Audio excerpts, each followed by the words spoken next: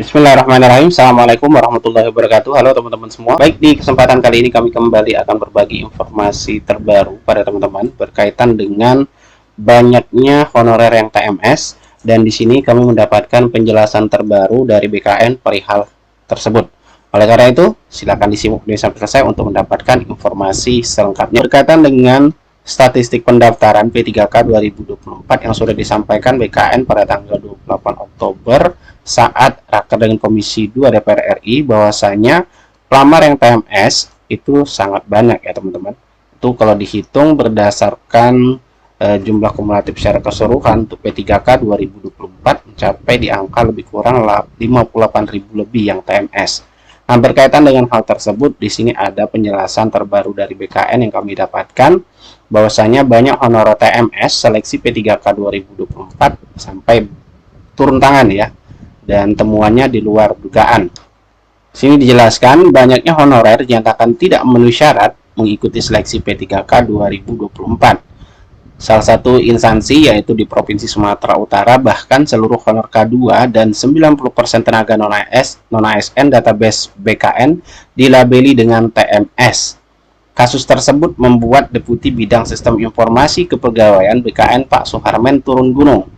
Calon kepala BKN ini langsung mencari tahu masalahnya sebenarnya kepada Badan Kepegawaian Daerah Provinsi Sumatera Utara mengenai masalah tersebut. Menurut Deputi Suharmen, pada dasarnya honorer bisa mendaftar dalam satu instansi dengan organisasi perangkat daerah atau OPD berbeda dari tempat mereka honor, namun harus memenuhi persyaratan sebagaimana dijelaskan dalam Peraturan Menteri Pendayagunaan Aparatur Negara, yaitu nomor 347 tahun 2024 di diktum ke-7, yaitu memiliki pengalaman kerja sekurang-kurangnya 2 tahun sesuai dengan kompetensi jabatannya. Nah, kalau tidak punya pengalaman kerja, ya TMS, kata Deputi Suharmen kepada GPNN pada hari Senin 4 November. Nah, sebagai contoh lanjutnya, selama ini menjadi honorer pada jabatan pelaksana administrasi keuangan di OPDA. Namun di OPDA tidak membuka formasi dan adanya hanya di OPDB di instansi yang sama. Maka yang bersangkutan bisa mendaftar di OPDB dengan syarat memiliki pengalaman kerja sesuai dengan kompetensi tugas jabatan yang dilamar sekurang-kurangnya 2 tahun. Nah, kemudian lebih lanjut jelaskan lagi dari hasil pengecekannya kepada BKD Sumut, Deputi Suharmen melihat panitia seleksi daerah sudah menerapkan Permenpan RB nomor 347 tahun 2024 dengan benar. Jadi para honorer diberikan kesempatan mendaftar di OPD lain, tetapi sudah mengingatkan pengalaman kerjanya harus memenuhi, artinya relevan ya pengalaman kerjanya. Saya sudah konfirmasi kepada mereka masalahnya persisnya seperti apa. Ternyata semua informasi sudah disampaikan sejak awal kepada calon peserta, ungkapnya. Intinya, kata Deputi Suharmen, menurut Kepala BKD Sumut, pengalaman kerja honorer tidak sesuai sehingga banyak yang dilabeli TMS. Jadi penyebab utama TMS-nya ini ya teman-teman, pengalaman kerja honorer yang tidak sesuai. Kemudian Deputi Suharmen menceritakan untuk menjawab permasalahan di Sumut, dia harus konfirmasi dahulu dan mencari fakta-faktanya. Saya juga mengecek datanya dan alasan TMS-nya apa, saya cek aturannya seperti apa, baru bisa saya jawab terangnya. Ditanya apakah honorer yang TMS ini bisa diberikan kesempatan lagi. Nah, jawaban Deputi Suharmen menjawab dengan lugas dan tegas, kalau TMS ya tidak bisa, masa harus dipaksakan. Dia menambahkan masalah ratusan honorer K2 dan non-ASN database BKN berstatus TMS bukan karena ijazah, sebab kompetensi jabatannya sesuai dengan kualifikasi pendidikannya. Masalahnya hanya satu, yaitu surat keterangan pengalaman kerja yang tidak sesuai atau tidak relevan. Nah, itu salah satu penyebab TMS-nya teman-teman ya, yang banyak honorer yang TMS tadi.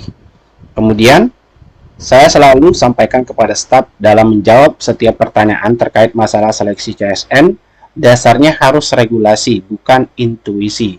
Kalau beyond regulasi, itu bukan kewenangan BKN, pungkasnya. Sebelumnya, Koordinator Honorer Tenaga Teknis Administrasi Provinsi Sumatera Utara, Pak Arfli, mengungkapkan semua honor K2 yang mengabdi di Dinas PUPR tidak satupun yang lolos administrasi P3K 2024. Dia bingung mengapa panitia seleksi daerah menjadikan mereka TMS, karena dianggap tidak punya pengalaman kerja sesuai jabatan yang dilamar.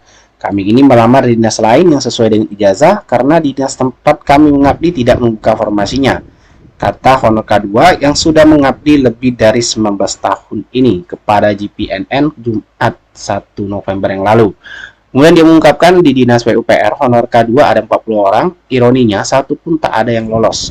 Mereka bingung mengapa Panselda tidak seirama dengan pusat untuk menuntaskan masalah honorer tahun ini. Yang makin membuat mereka heran alasan TMS karena 40 honorer K2 di Provinsi Sumatera Utara ini pindah dinas. Jadi alasan TMS disebut pengalaman pekerjaan tidak relevan di bidang tugas jabatan yang dilamar, ucapnya.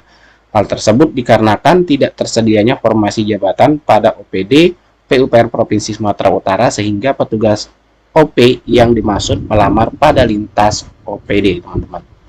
Kemudian saat ini kata Pak Arfi, 40 honor K2 Dinas PUPR Provinsi bidang operasional dan pemeliharaan jaringan irigasi berharap ada solusi dari pemerintah. Tenaga non-ASN terdata di BKN dari Dinas PUPR Provinsi dari OP juga tingkat kelulusannya kurang lebih 10% dari total 300 orang. Nah, ini salah satu kasus di instansi, teman-teman ya, yang banyak pelamar yang TMS. Namun dari hasil penjelasan yang sudah kita dengarkan tadi melalui di posting di berita, bahwasanya data tersebut sudah sesuai aturan. Yang menjadi penyebab TMS-nya adalah karena